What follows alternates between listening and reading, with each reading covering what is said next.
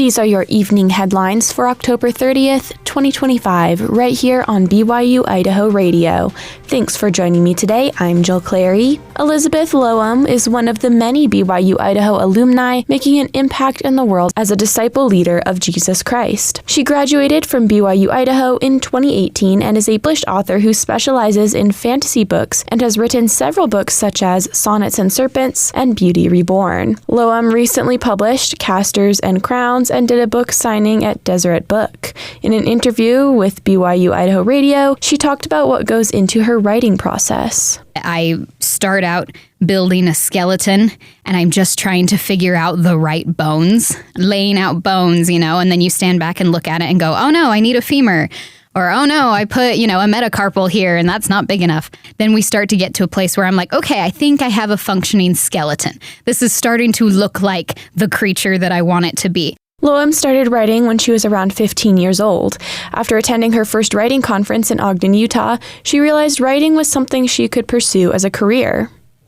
And it was amazing to talk to these authors and see, oh, they're people, and I could be a people like them. It was very inspiring for me. And that was kind of the moment in my life where I thought, this is what I want to do. And I also felt like I could do it. It was an achievable goal.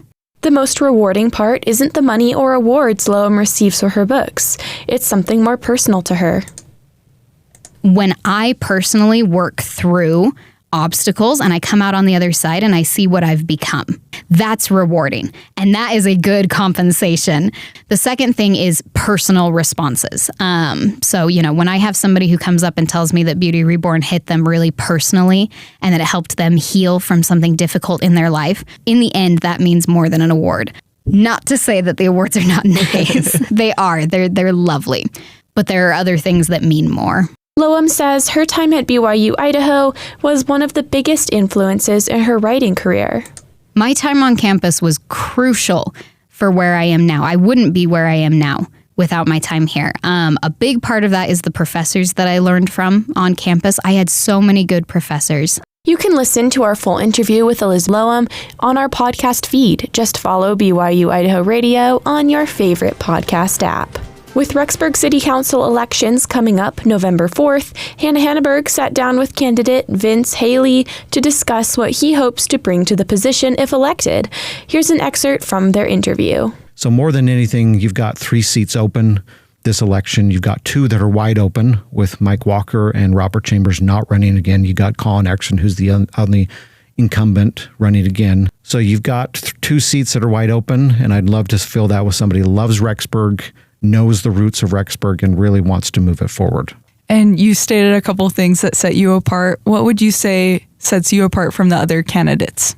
Yeah, one thing that I'm finding is very important to a lot of people in the city of Rexburg is my desire to sit down and listen. There's a lot of people that don't feel heard. LIDs is a very big issue. It's a hot issue within the city of Rexburg.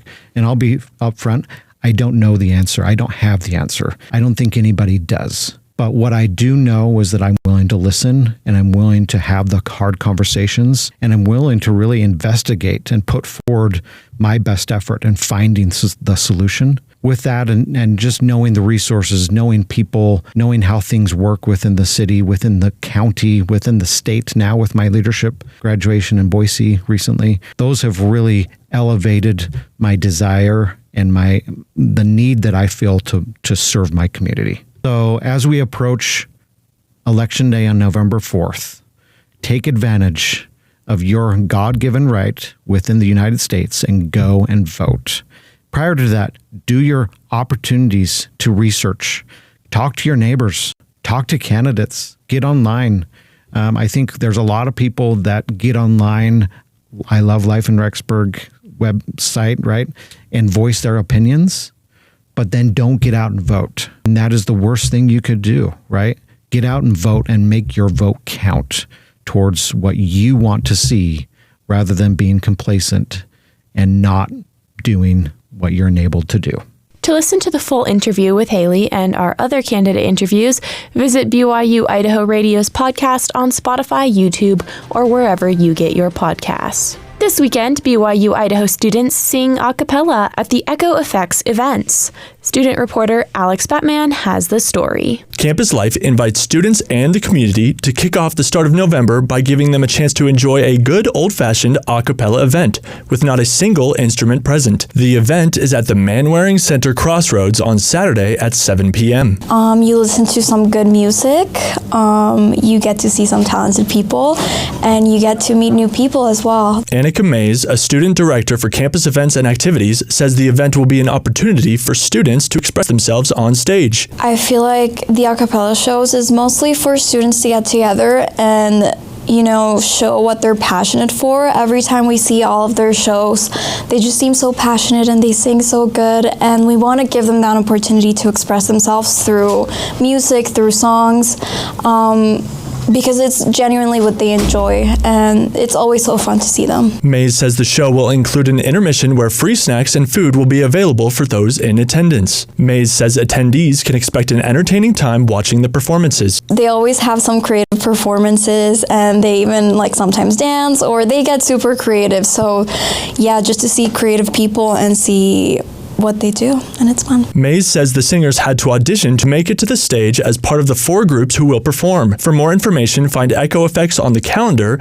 at my.byu-edu/events.